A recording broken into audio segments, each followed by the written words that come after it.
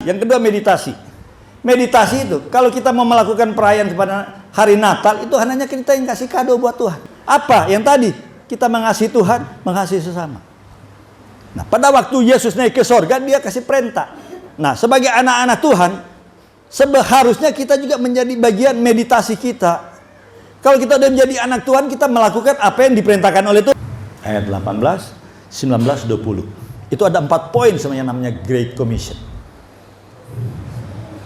Yesus mendekati mereka dan berkata, kepadaku telah diberikan segala kuasa di sorga dan di bumi.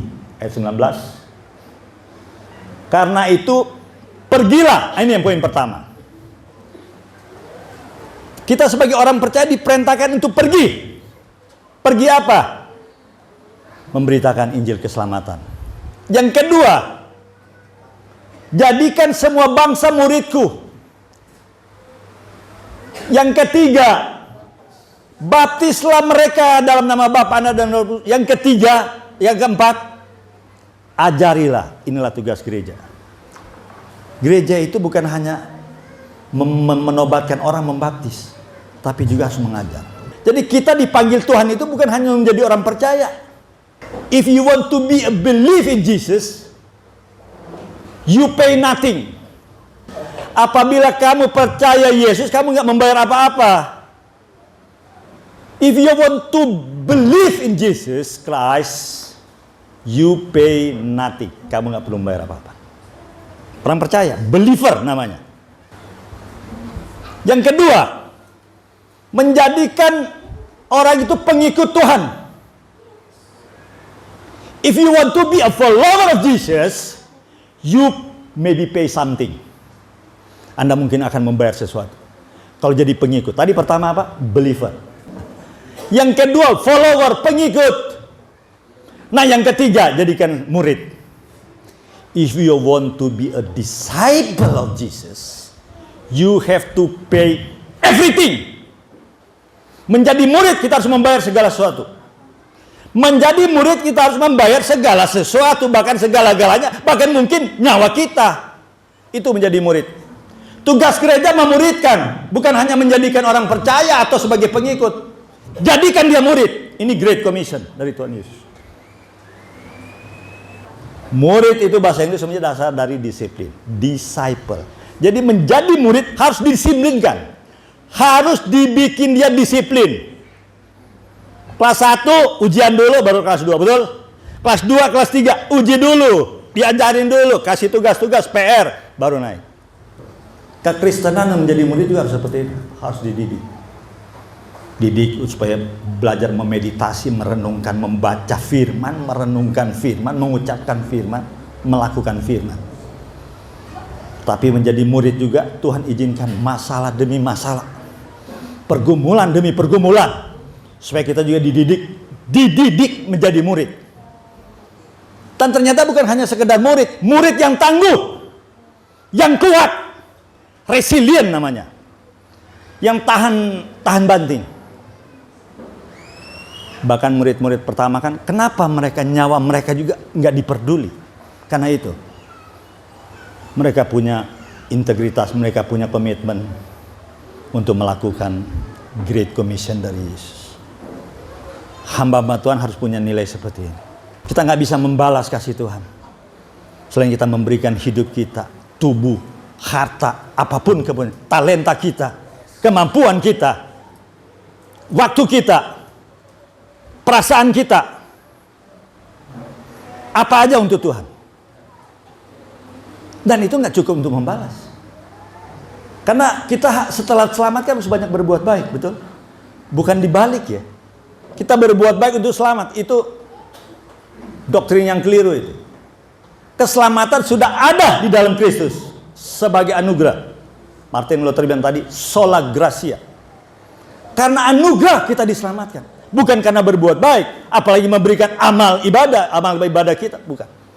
Amal ibadah, perbuatan baik kita sebagai respon kita untuk. Karena kita sudah diselamatkan. Perbuatan baik, kerajinan kita dalam melayani itu hanya karena respon. Hidup kita hanya karena anugerah. Sola gratia. Itu dari Martin Luther. Tapi kita juga harus hidup dari hari ke hari oleh iman. Kan di kitab Roma dibilang orang benar itu hidup karena iman. Betul? Sola fide. Sola fide, hanya karena iman. Nah, kembali lagi kepada meditasi, merenungkan firman. Meditasi itu merenungkan firman. Yang ketiga, setelah sola gratia, sola fide, yang ketiga apa? Sola scriptura. Apa itu sola scriptura? Scriptura itu kitab, Alkitab. Orang Kristen setiap hari harus hidup banyak merenungkan, membaca firman, lakukan firman. Itu 3 fondasi. Sebenarnya Martin Luther waktu melakukan gerakan reformasi pada tahun 1500-an di Jerman, ada 95 dalil ya, yang dia sama teman-temannya melakukan reformasi terhadap gereja setelah 1500 tahun, 15 abad melakukan praktek-praktek yang tidak sesuai dengan firman, sesuai dengan Alkitab. Mereka mau kembalikan kepada kebenaran firman. Muncul 95 dalil yang diperas menjadi 3 inti tadi. Sola gratia, hidup hanya karena anugerah, anugerah dalam Yesus. Sola fide itu dari kita merespon iman, anugerah itu dengan iman, tapi kita juga hidup di dalam kebenaran firman setiap hari. Sola scriptura. Ngikut Tuhan bukan hanya sekedar orang percaya, believers. Juga bukan hanya pengikut, followers. Followers datang ke gereja, ngasih persembahan, milih-milih, warna-warna. Merah jangan, biru jangan agak buram-buram dikit itu. Nah ini, pengikut. Tapi kalau Anda seorang murid, disciples, karena Anda mengasihi Tuhan dengan segenap hati, segenap jiwa, segenap akal budi, segenap kekuatan, Anda memberikan sesuatu kepada Tuhan karena Anda sangat mengasihi Tuhan. Jangan berhitung dengan Tuhan. Kita nggak bisa membalas. Karena jiwa kita itu sangat mahal. Banyak orang bilang, Pak saya ini miskin. Lu ini menghina pencipta. Kita ini adalah orang kaya raya. Ucapkan kata-kata saya. Kita semua adalah orang kaya raya. Kita semua adalah orang kaya raya. Di dalam Kristus. Banyak orang mencari berkat. Setelah berkatnya habis ya jadi miskin. Kalau kita cari Yesus, Yesus sumber berkat. Sumber berkat tak terbatas. Limitless source of blessing. Yesus itu sumber berkat yang gak habis-habisnya. Jadi murid. Jadi saya berharap juga Maranatha Community Church juga dididik untuk menjadi murid-murid yang tangguh. Ada masalah, nggak ada masalah. Bukankah Rasul Paulus mengatakan, kalau kita seorang pekerja buat Tuhan, kita nggak peduli masalah kiri kanan. Apakah seorang prajurit peduli dengan makan minum? Enggak. Dia tahu dia mau berperang untuk negaranya. Dia nggak peduli. Dia nggak peduli bahkan nyawa sekalipun. Komitmen ini yang kita harus miliki supaya jemaat di sini menjadi jemaat-jemaat yang dewasa. Saya lihat juga di banyak hamba-hamba Tuhan bisa diajarkan kepada jemaat-jemaat. Kembali ke Great Commission. Great Commission pertama tadi apa? Pergilah. Oke, jadikan segala bangsa muridku, dan ketiga baptism. Yang keempat teaching. Ajarilah mereka melakukan apa yang sudah aku sampaikan. Jadi seorang murid itu ya juga harus dididik. Didik di dalam kebenaran firman.